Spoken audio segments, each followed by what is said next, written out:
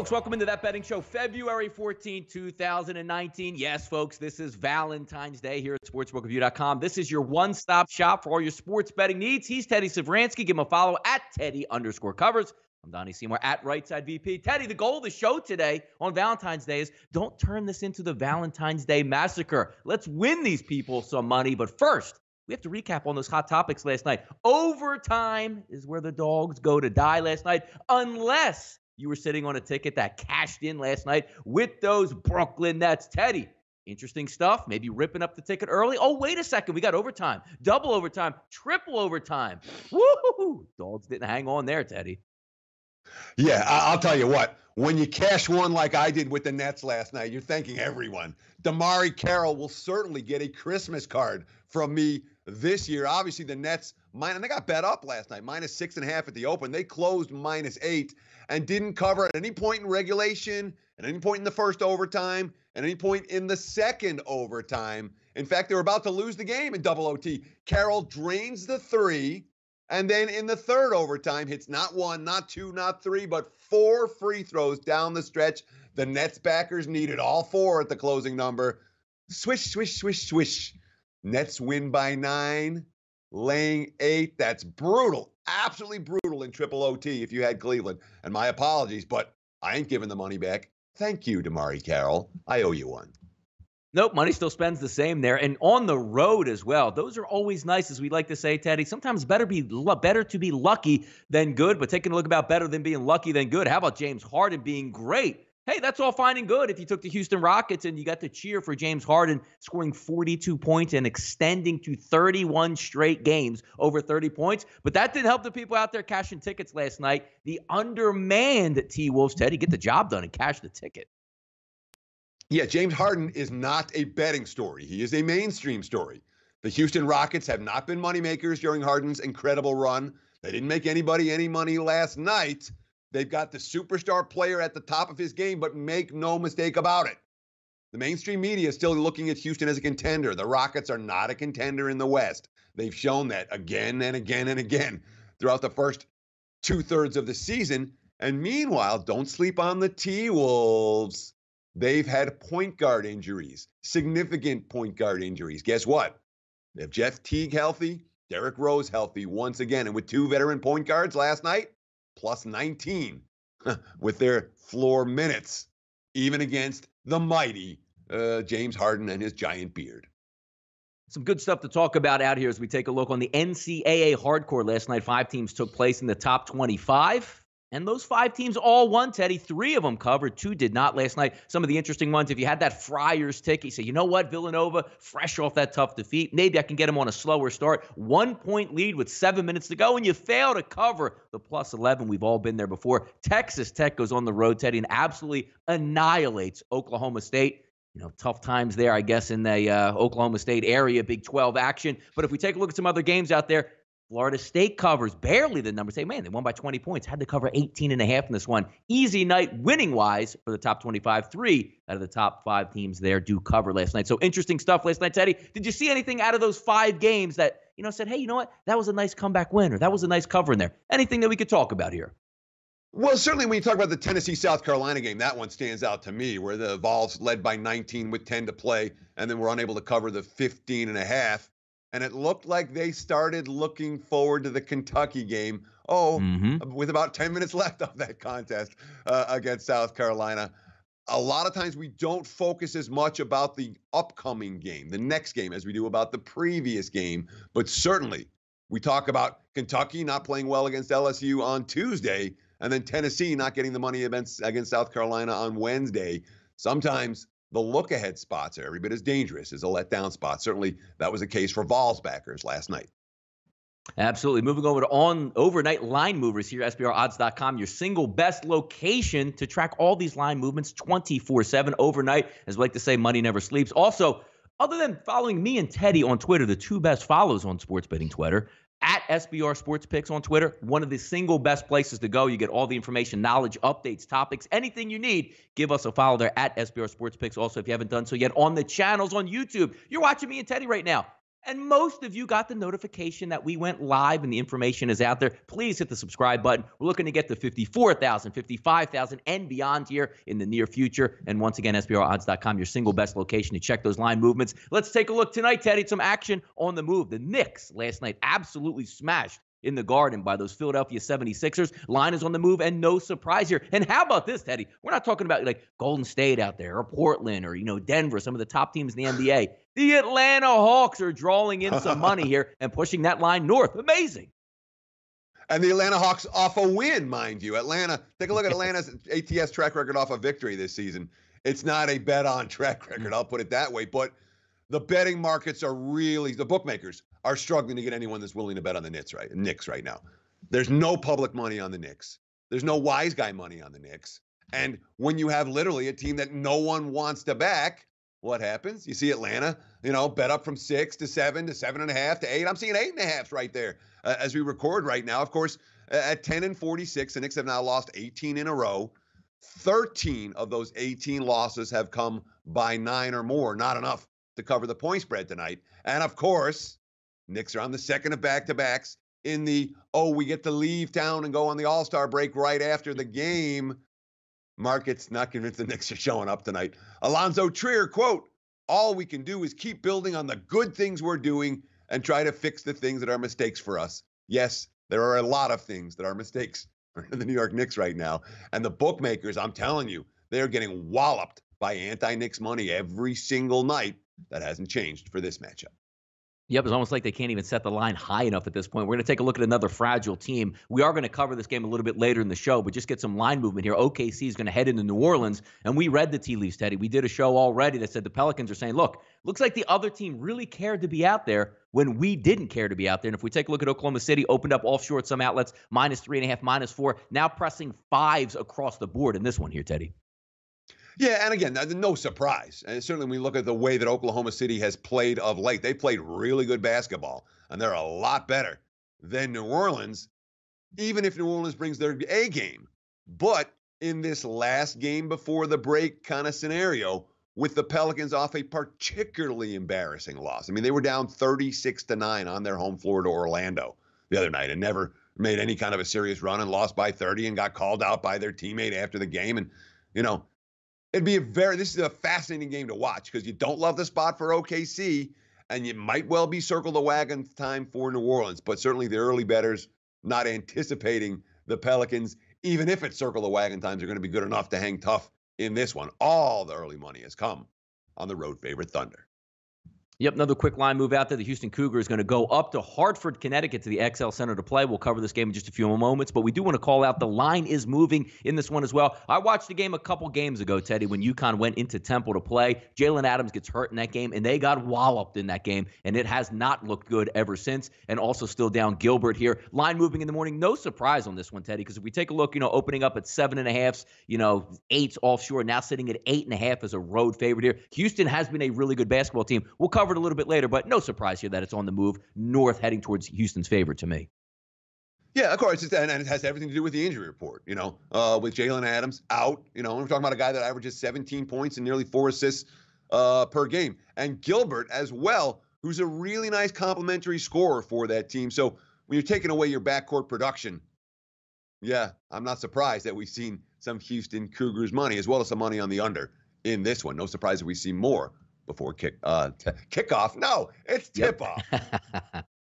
By the way, watch what you bet coming up the next segment here, one of my favorite ones here, because absolutely, you should be watching what you bet, keeping an eye on the entertainment. It is Valentine's Day. Look, Teddy, wives, girlfriends, whoever it might be, it's a nice day on Valentine's Day. Stay in and watch Houston. Can you persuade your significant other to stay in and watch Houston and UConn? If you have some money on the game, if you share those winnings with your loved one there, they can stay in, get the pizza, relax, enjoy, and watch it. We're going to head up to the XL Center, 7 p.m. Eastern time tonight on ESPN, the Houston Cougars and the UConn Huskies, currently sitting at +8, total of 138.5. The one thing you have to like, Teddy, which we looked last night, and we saw how well Portland does at home, especially against Western Conference foes. They cashed the ticket. Take a look at the Cougars. 6-1 straight up and ATS on the road this year. 8-3 against the spread in conference play and a perfect 3-0 as a road favorite. Houston coming in with the hot hand.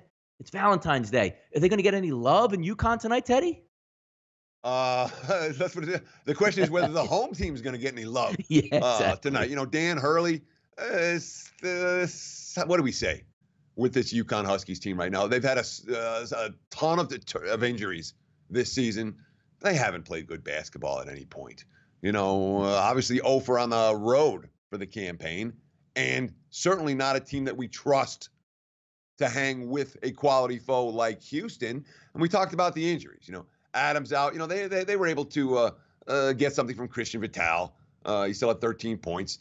Tyler Polley scored 15 in the second half, 20 overall. But the low post play just isn't there. Josh Carlton had a terrible game against Memphis. He fouled out after playing only 14 and a half minutes, getting only 1 rebound in that contest. And when you have a roster that's limited with injuries and you're stepping up in class, you need to get production from everyone that you can. Eric Cava had 11 boards in 25 minutes off the bench, but the guy couldn't hit a shot during that contest. And they're not a deep team to begin with. So is this a spot where I expect this home dog to be alive and fired up? No. Houston's a better team. I expect the Cougars to win. The question, are they going to win by margin? And this isn't a back up the dump truck game, but this is not a spot where I'm like, live dog, live home dog, pay attention, ding, ding, ding. UConn's no good. Yeah, Teddy, by the way, in this game also, talking about lines that are on the move, when we looked at the total there, opened up around 140. That's as a sharp movement downward to 136, and certainly playing off those injuries. We know how well Houston plays on defense, and now you're saying, all right, we're going to take away some scores from UConn here. Agreeing with that line movement, probably certain, but 4-point swing down low. Boy, somebody's on to something here. Yeah, and again, when you're talking about moving a college basketball total, all right, we're not talking about huge sums of money. The limits, even at the books that cater to wise guy bettors, are relatively small.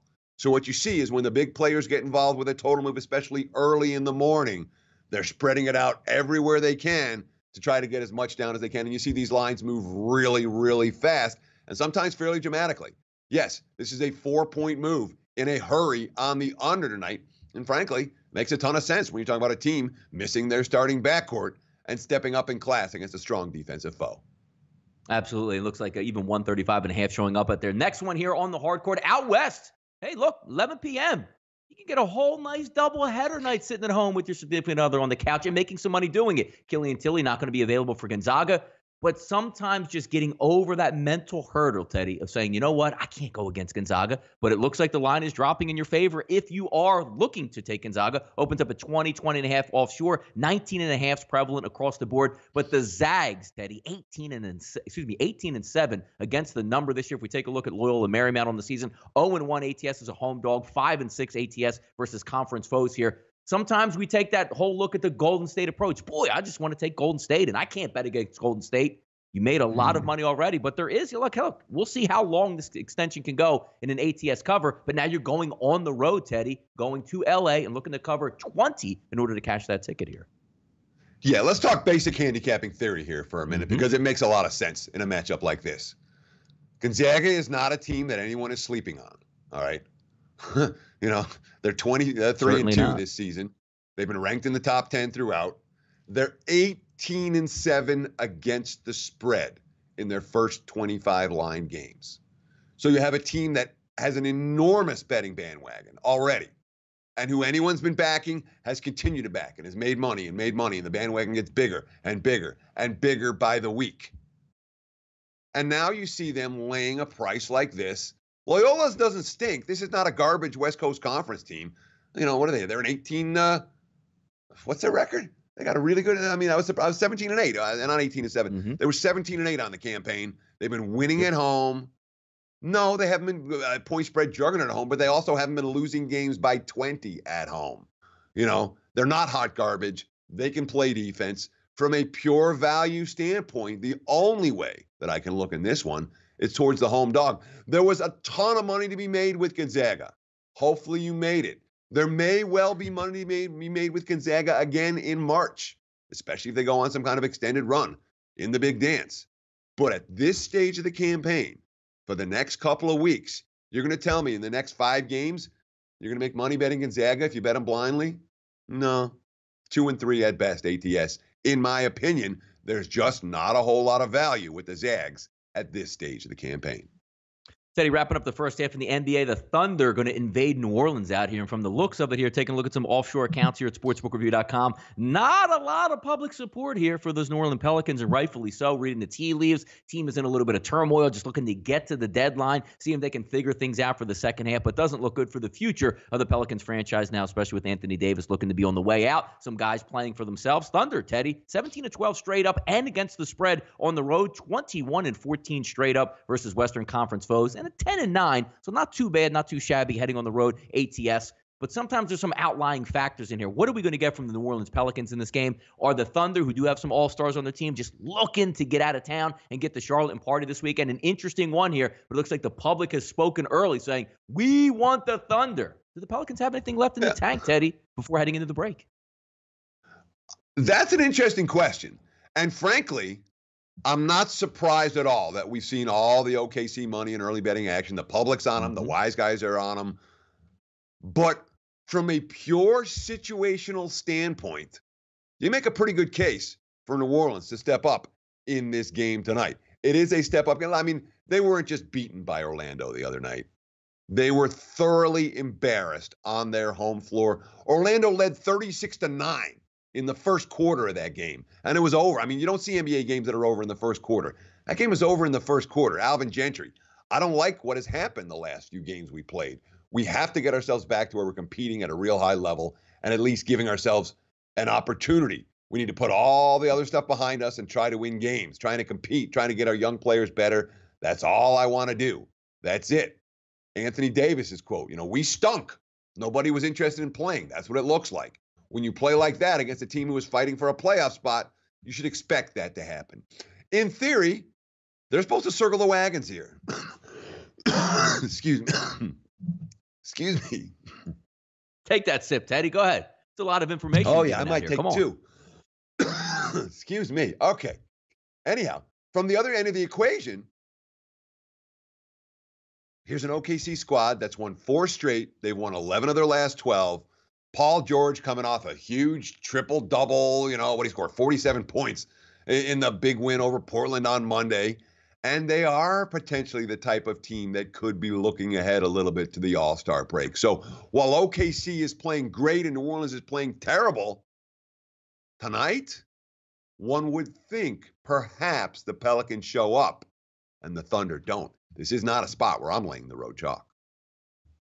Teddy, off the mic segment here, which I'm glad we have a couple minutes to spend on this here. I don't know how I missed this the day before, but certainly catching up to this on the PGA Tour. Matt Kuchar, if you watch golf out there, looks like one of the good guys on tour. Whereas the Skechers out there, he's the everyday man. He's not flashy. He smiles. The crowd chants, Cooch, every time he makes a putt. He wins a tournament last year, Teddy.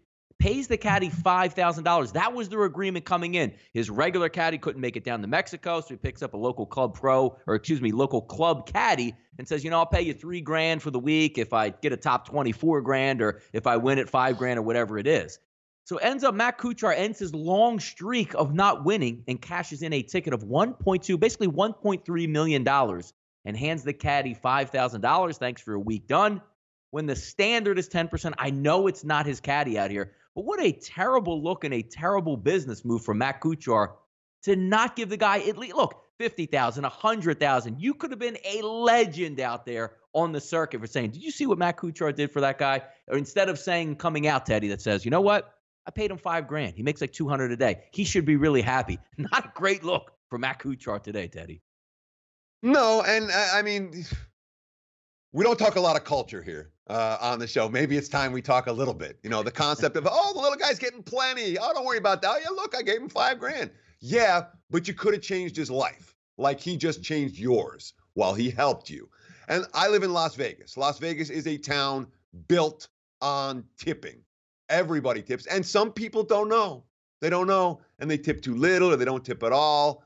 And it can be very awkward in situations where people are expecting to be tipped appropriately and they're not because people don't know. So what can we do? We can spread the word. Hey, rich motherfucker, tip. There we go. I got nothing for millionaires that won't tip.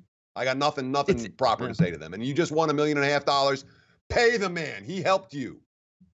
Yeah, You know? I could agree. Like if it was like some like little pro-am where it's like a $5,000 purse, or he's just there on a charity appearance and this is what I'm going to pay you this week. There's no prize money involved, so help me out. You make a good wage. But I can't even like you want to look as a businessman, Teddy, even moving down. Imagine this story gets out where he paid him the full 10%, changed his life. Matt Kuchar would sign with Ford, with Chevy, with Budweiser, whoever it would be, and make tenfold down the road. And the fact that he's Bingo. actually coming out and making reasoning on his side, saying, "What are you kidding me? $200 a day. I paid him $5,000. I don't lose any sleep over this." It's amazing for your brand image. I'm sure Skechers of the PGA Tour is going, "Oh my goodness, how did this get out?" And you still keep talking about it. I'm amazed by it, Teddy. I really am. Well, the best part is like, oh no, I did him right. Yeah, I did him great. It's like Awful. most of it is ignorance. Most of it is you just don't get it. Help the little guys. All right, the little guys help you, help them. That's the way society is supposed to work.